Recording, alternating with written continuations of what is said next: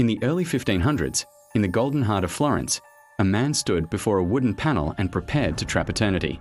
His name was Leonardo da Vinci, a painter, inventor, anatomist, a man who studied the secrets of the human body. He studied as if it were a machine built by God himself. But even he did not know one of his creations would outlive empires and whisper across centuries. The woman who sat before him was Lisa Gherardini, wife of a Florentine merchant. History would later rename her the Mona Lisa. At first, it was meant to be simple, a portrait, a commission, a smile. But Leonardo was obsessed. He studied her face not as a husband might, but as a scientist dissecting mystery. He brought musicians to make her smile. He told stories. He watched how light touched her skin, how shadows pulled at the corners of her mouth. He layered thin coats of paint, sfumato, so delicate no brushstroke could be seen. Yet something changed during those long sittings. Lisa began to grow pale. Servants whispered that she often spoke of dreams, dark corridors, endless halls, and a feeling of being watched. She claimed sometimes that when Leonardo stared too long, she felt as if he were not painting her, but peeling something away. Leonardo himself had strange habits. He bought rare pigments.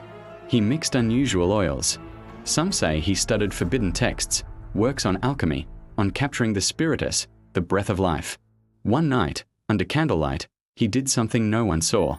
He pricked Lisa's finger. A single drop of blood fell into the paint. Whether by science, superstition, or accident, that was the moment the painting changed. When Lisa died years later, some said it was illness. Others said grief. But those who saw her body claimed something was missing. Something was missing from her face. Not her beauty, her expression. Her corpse lay with lips slack, eyes empty, as though the soul that once curved into that mysterious smile had been relocated. Leonardo kept the painting with him for years, refusing to hand it over. He carried it across Italy and eventually to France. When he died in 1519, the painting remained. It now hangs in the Louvre Museum, protected by glass, watched by millions. But here is what the tourists do not know. The smile is not static. Stand before it long enough, and it changes. Some swear her eyes follow them. Others feel uneasy, a pressure in the chest, a faint ringing in the ears. Cameras malfunction. Children cry without reason. Security guards working late shifts have reported something stranger. At night, when the museum empties and silence blankets the halls, the temperature near the painting drops. The glass fogs from the inside. And once, only once, a guard swore he saw her blink. In 1911, when the painting was stolen, the world panicked.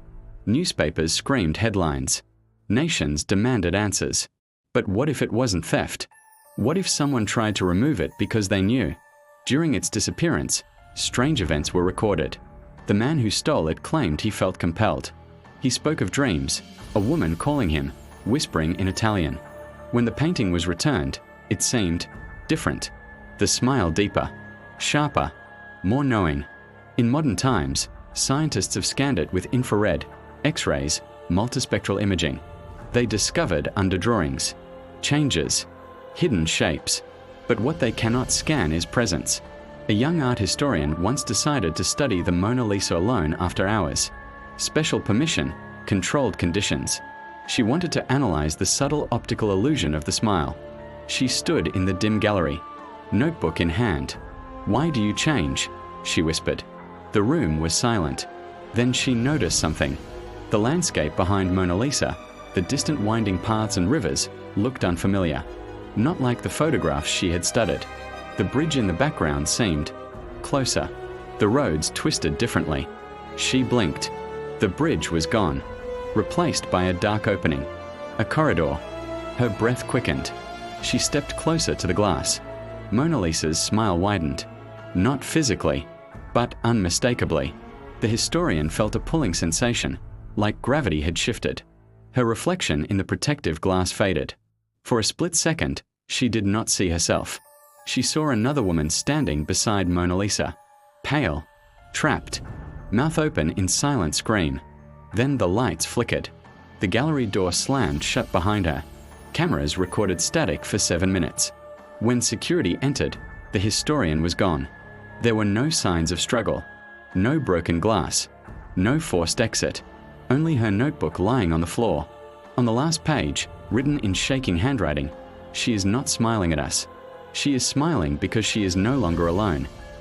The next morning, tourists flooded the Louvre again. They raised phones. They took selfies. They laughed. Behind the bulletproof glass, the Mona Lisa watched. And if you look carefully, very carefully, you may notice something unsettling. Her smile now seems slightly different, wider, and if you count the faint silhouettes hidden in the shadows of the painted landscape, there may be one more than before. The painting does not just capture a moment, it collects them, and the longer you look, the more it looks back.